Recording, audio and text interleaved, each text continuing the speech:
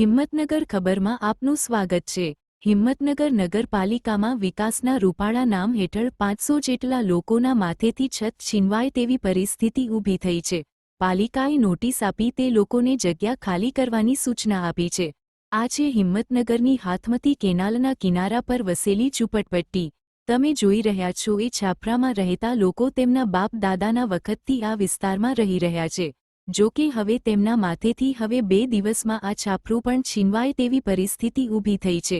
હિંમતનગર નગરપાલિકાએ નવું ડેવલપમેન્ટ કરવાના નામે આ લોકોને નોટિસ આપીને તાત્કાલિક અસરથી આ જગ્યા ખાલી કરવાની સૂચના આપી છે, જેને લઈને સ્થાનિકોના માથે આભ તૂટી પડ્યું છે। વર્ષો પહેલા હિંમતનગર શહેરને રળિયામણું બનાવવા માટે કેનાલ ફ્રન્ટના નામે અનેકો લોકોને ઘર બાર વગરના કરાયા હતા। ત્યારે આ વાતના 10 વર્ષ બાદ ફરીવાર આવા સ્લમ વિસ્તારના રહેશો ફરીથી નોંધારા થાય તેવી પરિસ્થિતિ ઊભી થઈ છે। આ વિસ્તારમાં હાલમાં કેટલીક મહિલાઓ ગર્ભવતી છે, તો કેટલાકને બાળક થઈ માત્ર 2 જ દિવસ થયા છે, તો સામે એક્સિડન્ટના ભોગ બનેલી મહિલા પણ સારવાર લઈ રહી છે।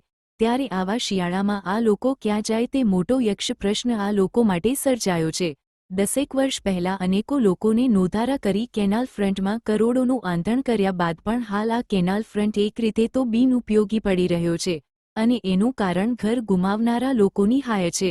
ત્યારે હવે ફરી નગરપાલિકા 10 વર્ષ પહેલા જે રસ્તે જઈ રહી હતી તે જ રસ્તો પકડી રહી છે। એડિટર ઝાકીર હુસેન મેમણ। આ કેનાલ પટ્ટી પર છેલ્લા 50-60 વર્ષથી લોકો રહે છે અને આજે શિયાળાના ટાઈમે એવી ઠંડી પડે છે એ ટાઈમે અમને અહીંથી હટાવવાનું કીધું છે અને ઘણી બહેનોની ડિલિવરી છે, પ્રેગ્નેન્ટ પણ છે અને ઘણા લોકોના એક્સિડન્ટ થઈને પગ હાથ પણ ભગાયેલા આ ઝૂંપડપટ્ટીમાં હોય છે અને અમને કોઈ વિકલ્પ વ્યવસ્થા આલ્યા વગર અહીંયાથી એમને ગાડી મૂકવા માટે નગરપાલિકાએ ચીફ ઓફિસરે નોટિસ આપેલી છે। એટલે એમને વિકલ્પ વ્યવસ્થા મળે, સારી જગ્યા મળે અને સારા મકાન મળે એવી સરકાર જોડે મારી નમ્ર અપીલ છે। સરણિયા વસ્તી અહીંયા રહીએ છીએ, લગભગ 60 થી 70-80 વર્ષો થઈ ગયા।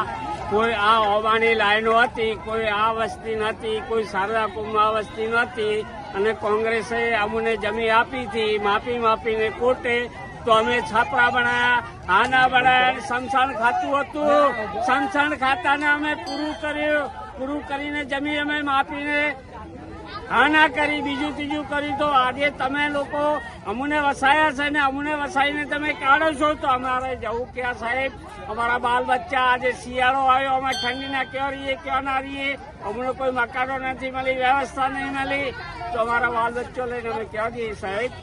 આજે 80-90 વર્ષ થઈ ગયા આ જમીન ઉપર અમને, તો અમારો કોઈ મનાપાત આવ્યો નથી અને વર્ષોના વર્ષો નીકળી ગયા, ગઈડિયાના ગઈડિયા અહીંયા મરી ગયા અને સાહેબ અમે આવા પાછળની પ્રજા અમે ક્યાં જઈએ સાહેબ? આ વિનંતી છે અમારી। સરાણીયા મોદીભાઈ બાવાભાઈ। શું થયું છે? એટલે અમે કેટલા વર્ષોથી આવ્યા અને અત્યારે પાડું કરે અને ચા જઈને કાઢે, ચા રહેવાનું, અમારે ચા રહેવાનું અત્યારે તો અમને કઈ જગ્યા તો દેખાડ્યું કે ના દેખાડ્યું કે ના દેખાડ્યું કે ભાઈ આ જગ્યાએ તમે પડે રહ્યો, આ તમારું લેવો અને હાંસો નથી થતું।